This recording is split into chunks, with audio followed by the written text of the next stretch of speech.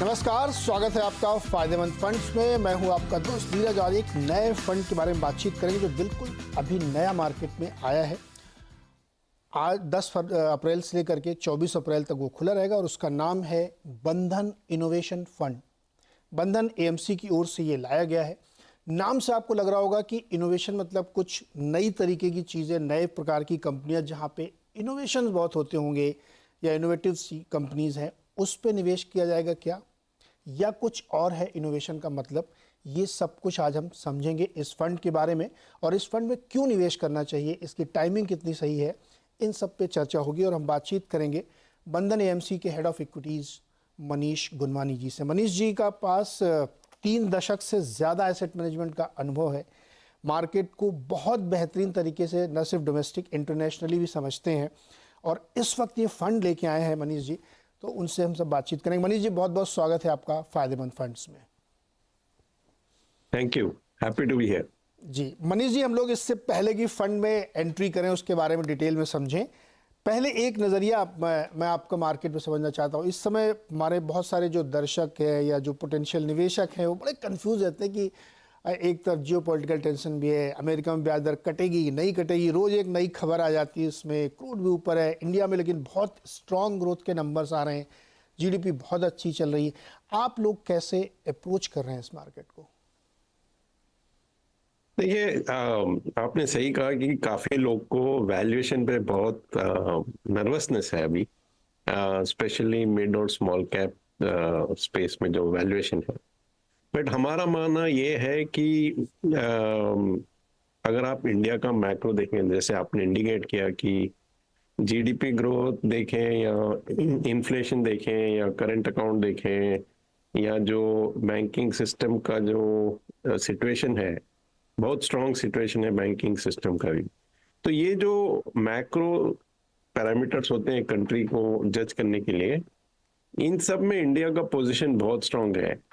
दूसरी बात तो ये है कि जब आप ग्लोबल कैपिटल का सिचुएशन देख रहे हो आज, काफी जो बड़े कंट्रीज हैं जिनको इंडिया का कॉम्पिटिटर माना जाता है ग्रोथ लेवल में या इकोनॉमिक डेवलपमेंट में, तो जैसे चाइना हो गया, ब्राजील हो गया, रशिया हो गया, तो इंडिया का जो सिचुएशन है और वो जो कंट्रीज का सिचुएशन है, इंडिया का काफी बेहतरीन सिचुएशन है रिलेटिवली अभी।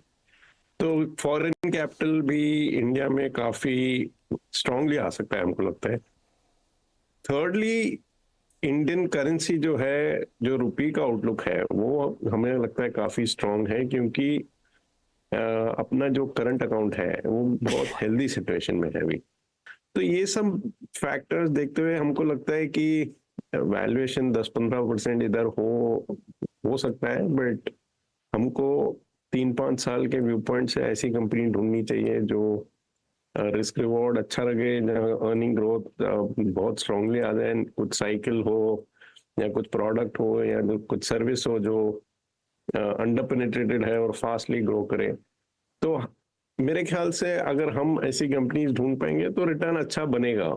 हमको ऐसा नहीं लगता है कि वैल्यूएशन ऐसे लेवल पे है कि कुछ बड़ा झटका लग सकता है मार्केट को। ओके, वैल्यूएशन ठीक है, लॉन्ग टर्म के लिए है तो 5-10% इधर उधर चलता है, और लार्जली इंडिया एक बेटर प्लेस मार्केट है। कई लोग तो ये कह रहे हैं कि अगर दुनिया में कहीं निवेश करना है तो इंडिया इस समय सबसे बढ़िया मार्केट आपको दिखाई दे रहा है, जहाँ पे रिटर्न काफ़ी अच्छे बने। अलग ये बात अलग है कि एफआईआईज अभी तक वापस नहीं लौट रहे, वो लोग इंतजार कर रहे हैं कि वहाँ रेट कट होगा तो हम लोग जाएंगे। लेकिन डोमेस्टिक फंड, मनीष जी, कितनी इंटरेस्टिंग बात है कि एक फोलियो की संख्या डबल हो गई कोविड से अब तक, 18-19 करोड़ फोलियो। और आप ये भी देखेंगे कि जो इंडिया के फॉरेक्स रिजर्व्स हैं उनमें काफी हेल्दी ग्रोथ आ रहा है। तो इक्विटी में मे बी वैल्यूएशन की वजह से सब डरे हुए हैं, बट डेट हो, रियल एस्टेट हो, उसमें काफी फॉरेन फ्लो आ रहा है मेरे ख्याल से। यस, बिल्कुल आ रहा है उसमें, और डोमेस्टिक फंड बहुत स्ट्रांगली प्ले कर रहे हैं। आप समझते हैं ये बंधन इनोवेशन फंड, जैसे नाम से हम लोगों को समझ में आ रहा है कि कुछ अलग टाइप की कंपनी, सर क्या है, हमें डिटेल बताइए। 10 से 24 अप्रैल तक एनएफओ खुला हुआ है। बंधन इनोवेशन फंड क्या है सर?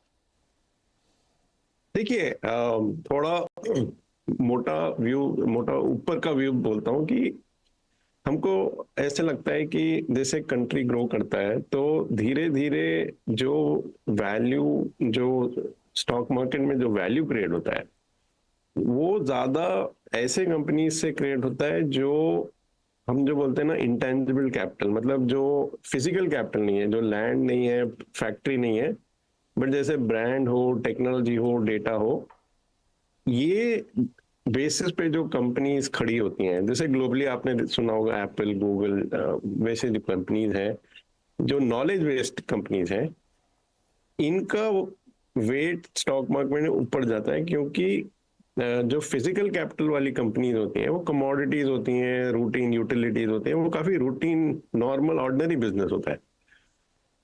जो ब्रांड, जो टेक्नोलॉजी, जो डेटा, ये सब पे जो कंपनीज फॉर्म होती हैं, उनके लिए इनोवेशन बहुत बड़ा ये है, टूल है कि अपने आप को डिफरेंशिएट करें। तो आप देखेंगे कि जैसे एक इंटरनेट प्लेटफॉर्म है जिससे आप फूड ऑर्डर कर रहे हो, या एक स्टॉक ब्रोकिंग कंपनी है जो इंटरनेट बेस्ड है रादर देन ओपनिंग ब्रांचेस। तो ऐसे एग्जाम्पल में हमने देखा है कि ये जो बिजनेस मॉडल्स होते हैं जो टेक्नोलॉजी पे बेस्ड हैं, ब्रांड पे बेस्ड हैं, ये जब एन इकोनॉमी कोई सर्टेन स्टेज पे पहुंचती है उसके बाद ये सब मॉडल्स ही ज्यादा वैल्यू क्रिएट करते हैं। तो हमने जैसे सिंपली देखा जाए तो आप यूएस का मार्केट का हिस्ट्री देखेंगे कि लास्ट 30-40 साल में ये हुआ है कि जो नैस्डैक इंडेक्स है वो S&P 500 इंडेक्स से काफी हेल्दी रिटर्न ज्यादा दिया है। तो इसका रीजन ये है कि नैस्डैक में जो हम इनोवेटिव कंपनीज बोलते हैं, जो टेक्नोलॉजी पे रिलायंट है, जो ब्रांड पे रिलायंट है, वो ज्यादा है, और S&P 500 में काफी फिजिकल कैपिटल या जो रूटीन बिजनेस है, कमोडिटीज, मेटल्स, बैंक्स, ये वो भी ज्यादा है। तो इसकी वजह से नैस्डैक ने ज्यादा रिटर्न दिया है 30-40 साल में वर्सेस S&P 500। तो हमको लगता है कि जैसे इंडिया डेवलप कर रहा है, और आई थिंक हम सबको आशा है कि इंडिया स्ट्रांगली डेवलप करेगा नेक्स्ट 20-30-40 साल में, तो धीरे धीरे ये जो इनोवेटिव कंपनीज होती हैं जिनका वैल्यू एक्चुअली इससे नहीं आता है कि वो लोग के पास कुछ लैंड है या फैक्ट्री है या वर्किंग कैपिटल है, उनका वैल्यू इससे आता है कि उन लोग, ये कंपनीज ने सॉलिड रिसर्च एंड डेवलपमेंट करके एक नया प्रोडक्ट या सर्विस लॉन्च किया है, या ये लोग ने मैनेजमेंट का स्ट्रेंथ यूज करके एक ऐसा ब्रांड लॉन्च किया है जिसको कस्टमर्स ने बहुत अच्छी तरह से एक्सेप्ट किया है, या फिजिकल डिस्ट्रीब्यूशन की जगह ये लोग ऑनलाइन डिस्ट्रीब्यूशन कर रहे हैं। तो ये सब जो कंपनी होती हैं हमको लगता है ये कंपनीज में ज्यादा वैल्यू क्रिएट होएगा, और इसलिए ये एक थीमेटिक फंड है जो खाली ये सब इनोवेटिव कंपनीज में इन्वेस्ट करेगा। ओके, तो कीवर्ड है कि नॉलेज बेस्ड, टेक्नोलॉजी का हैवी यूज और फिजिकल इंफ्रास्ट्रक्चर खड़े करने की ज़रूरत नहीं है, क्योंकि उसका एक्सपेंशन रातों रात हो सकता है, फैक्ट्री बनाने में सालों साल लगते हैं। तो ये डिफरेंशिएशन है और बहुत जल्दी ये कंपनियां ग्रो कर सकती हैं। तो सर, ये आपने कहा थीमेटिक फंड है ये, और इसमें क्या विदेश में भी आप निवेश करेंगे या सिर्फ घरेलू कंपनियों में?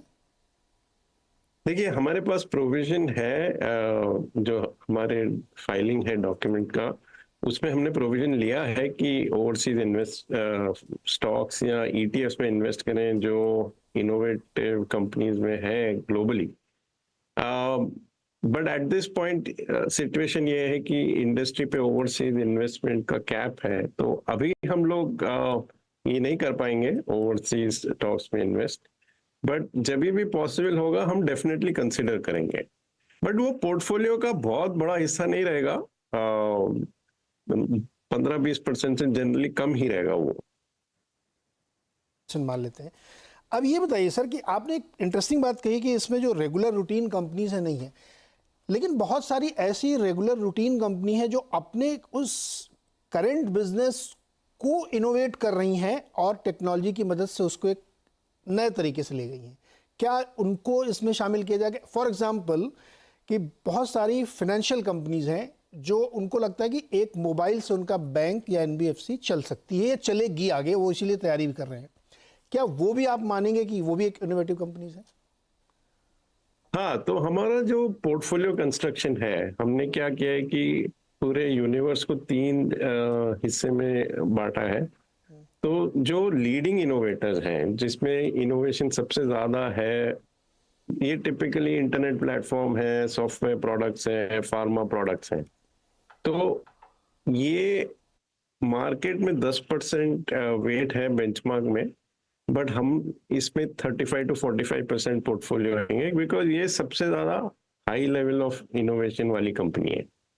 सेकंड, जो राइजिंग इनोवेटर कंपनी है, वो आपने रेफर किया, वो टाइप कंपनीज हैं कि ये कंपनीज बड़े सेक्टर्स जैसे फाइनेंशियल सर्विसेज हो, हेल्थ केयर हो, एक्सेट्रा, इसमें टेक्नोलॉजी का यूजेज इनका बहुत बढ़िया है।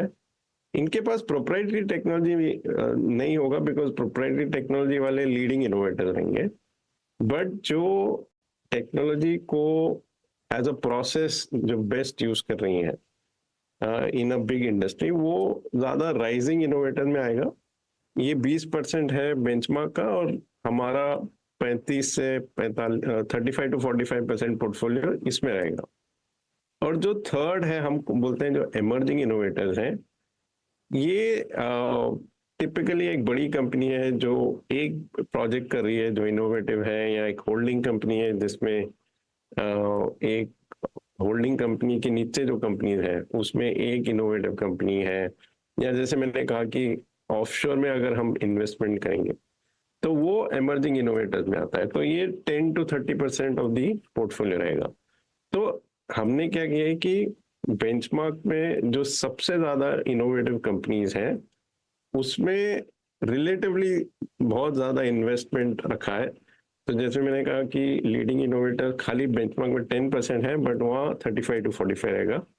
जो मीडियम लेवल इनोवेटर्स हैं, जैसे आपने एग्जांपल दिया, वो 20% है बेंचमार्क का, और उसमें 35 टू 45% रहेगा, और बाकी इमर्जिंग इनोवेटर्स में रहेगा। सर, जो फर्स्ट ब्रैकेट में आप कह रहे हैं सबसे ज़्यादा जो जो फर्स्ट ट्रेंच या फर्स्ट लीडर हैं, जो लीड कर रहे हैं इनोवेशन को, प्लेटफॉर्म बिजनेस के जरिए सर्विसेज दे रहे हैं, वो किसी भी सेक्टर में होगी, क्या इसके लिए आपको ज़्यादा आईपीओ में डिपेंडेंट होना पड़ेगा? क्योंकि जो पुराने प्लेयर्स हैं वो कन्वेंशनल कंपनी वाली हैं, वहीं उन्होंने अपने आप को इनोवेट किया। ये जो जिस तरह की कंपनी आप ढूंढना चाहते हैं ओरिजिनली, वो अब आ रही है मार्केट में नई नई। जैसे एक एग्जांपल आपने शुरू में ही दिया था कि एक फूड डिलीवरी कंपनी, ऐसी और भी बहुत सारी कंपनी इंश्योरेंस की हो सकती हैं। तो क्या ज़्यादा डिपेंडेंसी उस साइड में होगी क्या? नहीं, तो मोटा मोटी आपको फ्लेवर दूं तो रफली हमारा जो यूनिवर्स है उसमें 25-30% by number of company large cap है। हमारा पोर्टफोलियो रफली 35 टू 50% लार्ज कैप रहेगा, बाकी स्मॉल और मिड कैप हो। ये सही बात है कि बहुत ज्यादा इनोवेटिव कंपनीज लार्ज कैप में नहीं है, ज्यादा मिड और स्मॉल कैप में है।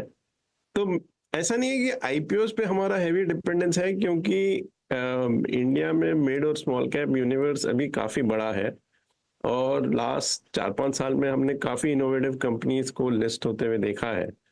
तो ये है कि इसमें रीजनेबल प्रेजेंस इसका रहेगा मिड और स्मॉल कैप। जैसे मैंने कहा कि more than half the portfolio, आधे से ज्यादा portfolio mid and small cap का रहेगा।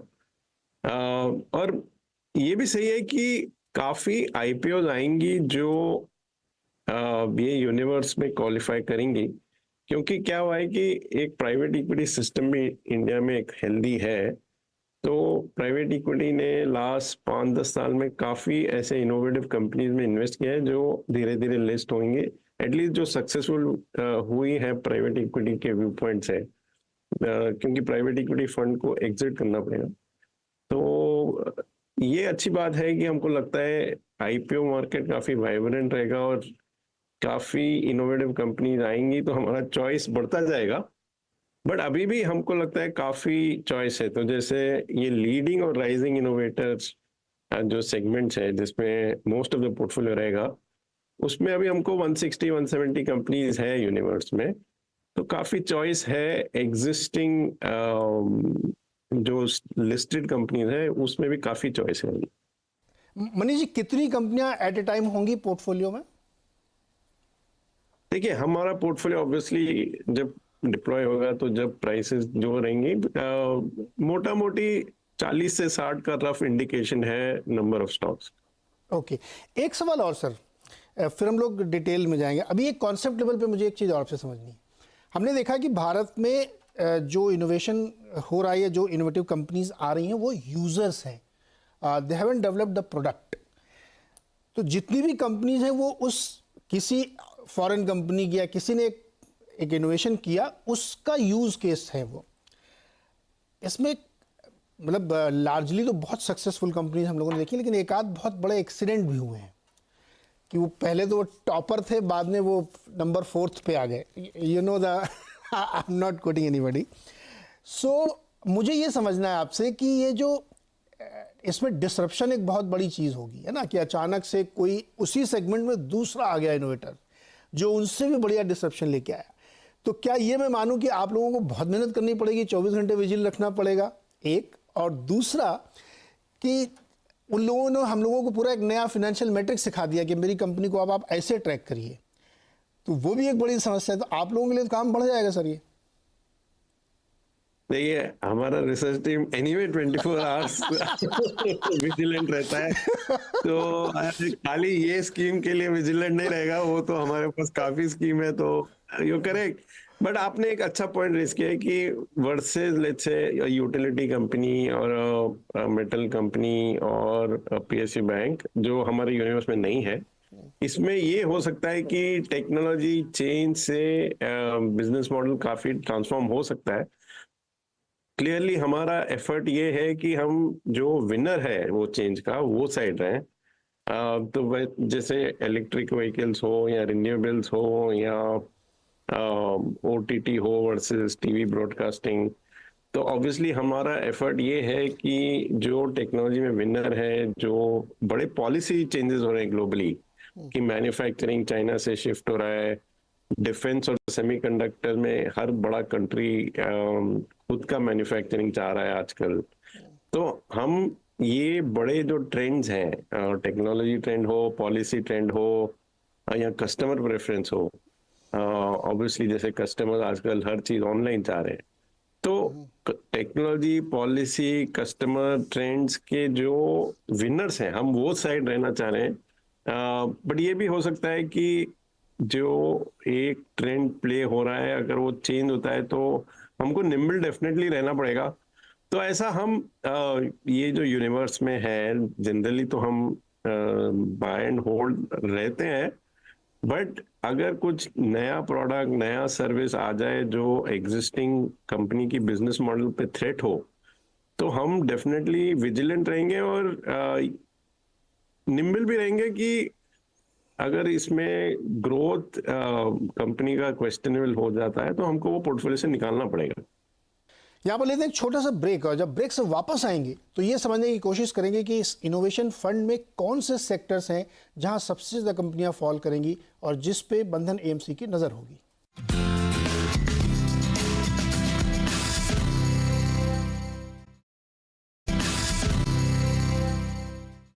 एक बार फिर से स्वागत है आपका इस खास चर्चा में। आज हम बातचीत करें बंधन एएमसी की ओर से बंधन इनोवेशन फंड के बारे में। सर अब ये बताइए कि आपने कहा कि 160, 170, 80 कंपनी, मोटा तौर पे 200 कंपनीज अवेलेबल है मान लीजिए इस यूनिवर्स में अभी, बाकी और आती रहेंगी, उसमें से 40 से 60 आप अपने पोर्टफोलियो में रखेंगे। तो ब्रॉडर थीम के तौर पे किस सेक्टर्स में ज़्यादा आपको दिखता है कि ये वाली कंपनी आ सकती हैं जहाँ पे आप लोग नज़र रखें, क्योंकि बहुत बड़े जो सेक्टर्स हैं वहाँ पे कन्वेंशनल कंपनीज ज़्यादा हैं? तो 4-5 सेगमेंट्स हैं जिसमें इनोवेशन काफी हो रहा है। तो एक तो इंडस्ट्रियल्स है जिसमें कैपिटल गुड्स में जो एमएनसी हैं या जो डोमेस्टिक कंपनीज प्रोडक्ट्स बना रही हैं। देखिए जो ईपीसी कंस्ट्रक्शन है वो हमारे यूनिवर्स में नहीं है, बट जो भी एक डिफरेंशिएटेड प्रोडक्ट या सर्विस है इंडस्ट्रियल्स में, तो इंडस्ट्रियल प्रोडक्ट्स एक बड़ा सेगमेंट है। सेकेंड बड़ा सेगमेंट है हेल्थ केयर फार्मा, जिसमें लीडिंग ड्रग्स एमएनसीज भी हैं और यूएस में काफ़ी इंडियन कंपनीज का स्पेशलिटी पोर्टफोलियो जो है वो हमारे यूनिवर्स में रहेंगी। थर्ड है जो कंज्यूमर डिस्क्रिशनरी, मतलब टिपिकली जो रिटेलिंग में है, जहाँ नए नए फॉर्मेट्स लॉन्च हो रहे हैं, जो ई कॉमर्स है, ये जो कंज्यूमर डिस्क्रिशनरी बास्केट बोलते हैं, क्विक सर्विस रेस्टोरेंट हो, इंटरनेट प्लेटफॉर्म हो, ये थर्ड बड़ा सेगमेंट है। तो आई थिंक काफी पोर्टफोलियो ये तीन बड़े सेगमेंट्स में रहेगा। ओके, पावर सेक्टर में नहीं सर, वहाँ पे भी तो बहुत नए इनोवेशन करके लोग बनने की कोशिश कर रहे हैं कि अब वो पूरा टेक्नोलॉजी बेस्ड होगा और उसमें मैनुअल इंटरवेंशन बहुत कम रहेंगे। हाँ, तो जो पावर में अगर कोई प्रोडक्ट कंपनी होगी तो वो हमारे यूनिवर्स में रहेगी, बट जो standard utility type routine business है वो नहीं रहेगा। राइट। अच्छा सर, ये चूंकि थीमेटिक फंड है, इसको सेक्टोरल फंड कहना ठीक नहीं होगा, ये तो थीम बेस्ड है, तो इसमें किस तरीके के रिस्क प्रोफाइल के लोगों को एंटर करना चाहिए? क्या इसमें बहुत ज़्यादा रिस्क है, कम रिस्क है? किस तरह के होराइजन होने चाहिए? प्रोफाइलिंग कैसे आप लोग करेंगे जिन वो आपके टारगेट ऑडियंस होगी इसमें? तो ये बड़ा एक इम्पोर्टेंट पॉइंट है कि ये थीमेटिक एक स्टाइल बेस्ड फंड है थोड़ा, कि ये ग्रोथ स्टाइल फंड है। अल्दो ग्रोथ में भी ये एक सबसेट है ग्रोथ फंड का, ग्रोथ स्टाइल इन्वेस्टिंग का। तो आप देखेंगे कि ये जो क्वालिटी ऑफ कंपनीज काफी अच्छी हैं in terms of financial leverage, जैसे डेट नहीं रहेगा मोस्टली ये कंपनीज में। बट एक रिस्क ये हो सकता है कि अगर वैल्यू स्टाइल बहुत ज्यादा आउट परफॉर्म करे तो ये पोर्टफोलियो बेंचमार्क के रिलेशन में अंडर परफॉर्म कर सकता है। जैसे वैल्यू स्टाइल जनरली लास्ट 2-3 साल से अच्छा किया है, तो हमने देखा है कि काफी सिक्लिकल कंपनीज जैसे यूटिलिटीज हो या पीएसयू बैंक्स हो, मेटल्स हो, बैंक्स हो, काफी ठीक ठाक करे हैं। तो दैट वे हमको टाइमिंग अभी ठीक लगता है कि क्योंकि वैल्यू स्टाइल से काफी रिटर्न बन गया है, तो हमको लगता है कि ये अच्छा टाइम है, एक थोड़ा ग्रोथ स्टाइल टाइप फंड है ये। बट ये रिस्क है कि अगर वैल्यू स्टाइल बहुत मैसिवली आउट परफॉर्म करेगा नेक्स्ट 1 साल में या समझो, तो ये फंड बेंचमार्क के रिलेशन में अंडर परफॉर्म कर सकता है। तो हमको लगता है कि ये फंड थोड़े एक्सपीरियंस्ड इन्वेस्टर्स के लिए अच्छा है, जो थोड़ा ज्यादा टाइम फ्रेम का व्यू ले, 3-5 ईयर का टाइम फ्रेम का व्यू ले, और शॉर्ट टर्म वोलेटिलिटी से ना डरे। क्योंकि जैसे मैंने कहा कि अगर वैल्यू स्टाइल अच्छा करता है तो वोलेटिलिटी रहेगा against the benchmark, but long term में हमको लगता है कि देखिए टिपिकली ये देखा जाता है कि लॉन्ग टर्म में स्टॉक का जो रिटर्न होता है वो जितना आप ज्यादा टाइम फ्रेम लेंगे तो रोल ऑफ अर्निंग ज्यादा होता है और role of P multiple going up and down कम हो जाता है। शॉर्ट टर्म में पी मल्टीपल का काफी रोल होता है। तो लॉन्ग टर्म देखेंगे तो टिपिकली हमारा जो यूनिवर्स है वो काफी फास्ट ग्रोइंग कंपनीज का है, जिसकी अर्निंग्स कंपाउंडिंग काफी हेल्दी रहेगी। तो हमको क्लियरली लॉन्ग टर्म में तो लगता है कि ये यूनिवर्स, और स्पेशली अगर हमारा स्टॉक सिलेक्शन अच्छा हो, तो ये यूनिवर्स डेफिनेटली बेंचमार्क की रिलेशन में अच्छा करेगा। बट शॉर्ट टर्म में ये हो सकता है कि अगर वैल्यू स्टाइल चले तो हम अंडर परफॉर्म करेंगे। इसलिए इन्वेस्टर को थोड़ा लॉन्गर टाइम फ्रेम और थोड़ा वोलेटिलिटी बर्दाश्त करने की क्षमता हो, वैसे इन्वेस्टर्स के लिए अच्छा है फंड। ओके सर, एक लास्ट क्वेश्चन और, विद इन योर फ्रेमवर्क क्या आप स्पेशल सिचुएशन कंपनीज को भी कंसिडर करेंगे जो आपके फ्रेमवर्क में फिट बैठती हैं कि टेक्नोलॉजी बेस्ड है, नॉलेज बेस्ड है, सर्विस बेस्ड है, लेकिन उनमें एक स्पेशल सिचुएशन क्रिएट हो रही, क्या वो भी आपके रडार पे आएंगे? Definitely, as long as innovation है फंड कंपनी में, तो वेदर अगर होल्डिंग कंपनी है और ऐसी कंपनी है जहाँ कुछ मर्जर एंड एक्विजिशन एक्शन हो सकता है, तो हम डेफिनेटली वो स्टॉक भी देखेंगे। Okay, perfect. तो मनीष जी ने मैं बहुत विस्तार से समझाया कि इनोवेशन का मतलब क्या है, ये एक्चुअली से रीडिफाइनिंग है। तो किस तरह की कंपनीज फंड में शामिल होंगी और कैसे उनको चुना जाएगा, ये ज़रूरी है आपके लिए जानना। तो हमने इसलिए बहुत डिटेल में इन सब चीज़ों को समझा, और इसमें थोड़ा सा अगर आप वोलेटिलिटी बर्दाश्त कर सकते हो और लॉन्गर टाइम फ्रेम के लिए रुकते हैं तो ये काफ़ी अच्छे रिटर्न आपको ये फंड दे सकता है। तो इसके बारे में पढ़िए, समझिए, देखिए, समय है, आपकी इच्छा है, अगर आपको कन्विंसिंग लगता है तो आप इसमें लगा भी सकते हैं। मनी सर, बहुत बहुत शुक्रिया हमारे साथ जुड़ने के लिए, बातचीत करने के लिए। अगले हफ्ते फिर एक नए फंड और एक नए फंड मैनेजर से आपकी मुलाकात कराएंगे। आज के लिए इतना ही, नमस्कार।